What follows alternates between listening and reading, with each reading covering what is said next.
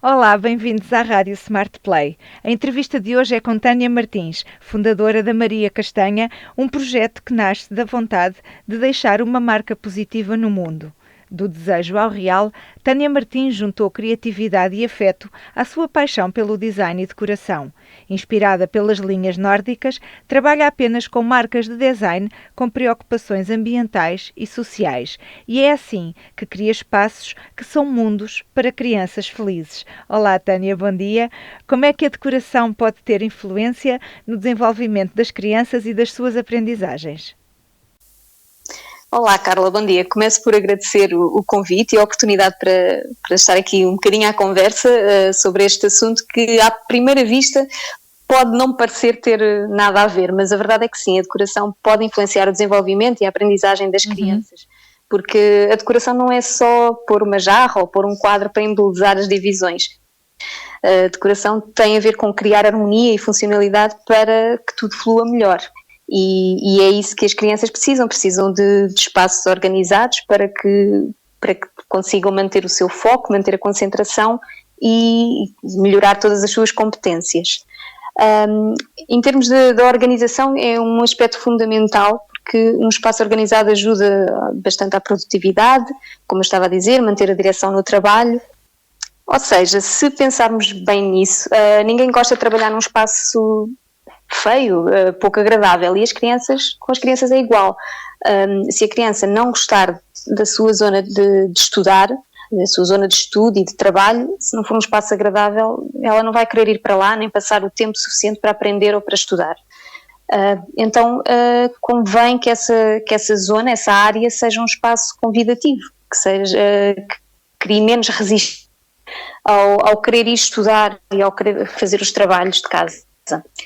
Mas também há que ter atenção que temos que as coisas, porque se a zona de trabalho for muito, muito agradável e muito convidativa, se calhar também não vão ter a concentração necessária. Pois. No caso da área de trabalho ser no quarto, porque a maioria, há quem tenha espaços dedicados só para isso, mas vamos nos concentrar na maioria dos casos em que o quarto serve para brincar, para estudar, para dormir, serve para tudo. Então os espaços têm que estar bem definidos, bem delimitados e bem organizados, porque há que evitar as tais distrações. Na altura do confinamento, a escola passou a estar dentro de casa e as crianças têm alguma dificuldade em assumir que o espaço que antes era só para brincar, agora passou a ser escola também. E daí a importância de organizar e manter uma linha condutora na decoração.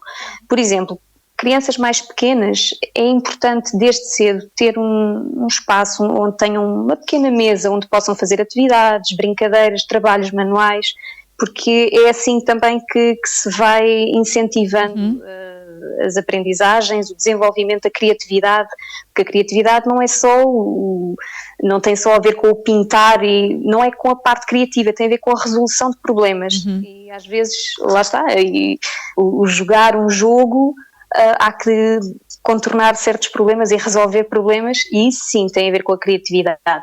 No caso das crianças já um pouco mais crescidas, precisam de ter um espaço de trabalho com um mobiliário à medida da sua estatura, não é? E também pensado à medida da sua própria personalidade. E porquê? Porque, por exemplo, uma cadeira com rodinhas pode não ser o mais apropriado para uma criança muito que se distraia mais, porque uma cadeira com rodinhas vai estar a brincar, vai andar para a frente e para trás, não é? Então, se calhar, uma criança mais mexida precisa de uma cadeira mais estática. E, além disso, também temos de pensar que não tem que ser um mobiliário extremamente confortável, porque eles vão estar ali pouco tempo, eles não vão estar muito tempo parados e sentados a estudar e pronto. Mas convém ter realmente as dimensões certas, tem que ser tudo muito bem pensado, para que resulte num espaço próprio e adequado para a criança poder estudar e estar a trabalhar sem distrações. Outro aspecto ainda sobre as distrações é também, por vezes, há a tendência de, como queremos decorar de uma maneira bonita, ter bonecos ou brinquedos naquela zona. Se quiser fazer isso, é sempre recomendável colocar ou uma prateleira, ou, de maneira que os brinquedos estejam numa linha acima dos olhos da criança, quando a criança está sentada a estudar, para evitar a tal distração, porque não podem estar a querer brincar enquanto estão a estudar, porque o foco no trabalho e no que estão a fazer dissipa-se. Mas é um bocadinho por aqui... a questão das aprendizagens e do desenvolvimento das crianças tem a ver com incutir-lhes a criatividade, o quererem resolver situações e isso também tem a ver, a decoração entra aqui como um tentar organizar tudo, organizar o espaço e organizar as funções de cada área para que as áreas não se atropelem umas às outras, não entrem por cada uma adentro, que é um bocadinho redundante, mas acaba por ser essa a função da decoração, é organizar e delimitar. As cores também influenciam o nosso estado de alma. Que cores é que recomendaria para uma criança com dificuldade de concentração, por exemplo, ou para uma criança com muita energia?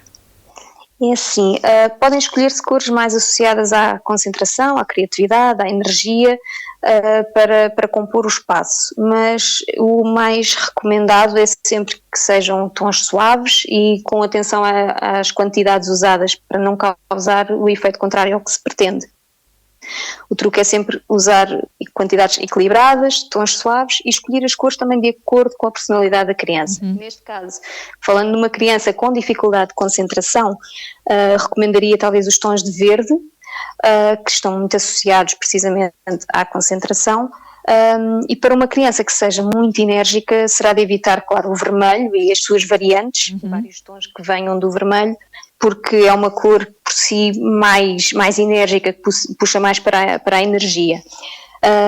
Mas poderá optar-se pelos tons de azul, vários tons de azul, porque é uma cor, o azul transmite calma e é mais indicada nessa situação. Depois pode-se ter também alguns apontamentos de amarelo. O amarelo é sempre uma cor positiva, otimista e muito associada à criatividade. Em termos de cores, é andar, ou seja, temos sempre as cores principais e depois andar pelos tons variantes, à volta desses tons variantes para compor.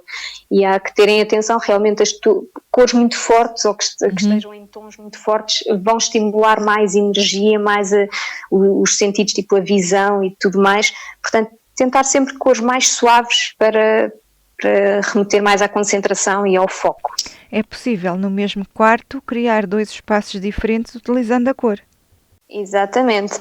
Aliás, até o uso das cores pode ser uma das maneiras de delimitar as áreas e de estruturar o desenho, o layout do quarto, é através das cores. Pronto, pode-se fazer esses jogos de cores, ou então não, manter mais ou menos a mesma cor, mas com os tais tons, as variantes de tons, para associar a cada zona, ter a sua função.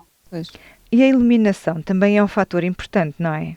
A iluminação faz toda a diferença, porque aqui estamos a falar da parte de estudo e de desenvolvimento de aprendizagens e tudo mais. É muito importante aí, mas é também importante na decoração. É sempre um aspecto fundamental, é a iluminação, porque a escolha da iluminação dita o sucesso ou não do objetivo a que nos estamos a propor. Então, para estudar, é sempre estudar ou trabalhar, mesmo no caso dos adultos, a mesma coisa. Se for para um escritório, é sempre recomendado uma luz que incite mais às funções de trabalho. Então, uma luz menos quente, ou seja, mais branca. Não tem que ser branco-gelo, claro, que tem que ser confortável, mas uma cor a puxar mais aos tons brancos. Estando a falar de um quarto, normalmente o quarto nós queremos cores mais calmantes, então mais amareladas, em tons mais amarelados. Num quarto em que, no caso das crianças, serve para dormir e para estudar, o que é que se recomenda fazer? Ter uma iluminação geral mais calmante, como eu estava a dizer, mais para os tons amarelos, por exemplo, a luz suspensa, a luz de mesa de cabeceira e tudo mais, mas no local de estudo é é conveniente ter ou um candeeiro de pé ou um candeeiro de mesa, mas com uma luz mais própria ao estudo, a tal luz um pouco mais branca, e que seja direcionável, que se possa direcionar, porque a luz na zona de trabalho deve abranger toda a área de trabalho. A mesa deve estar toda ela bem iluminada. Claro que aqui estamos a falar da luz artificial, mas a luz preferencial seria a luz natural, a luz do dia.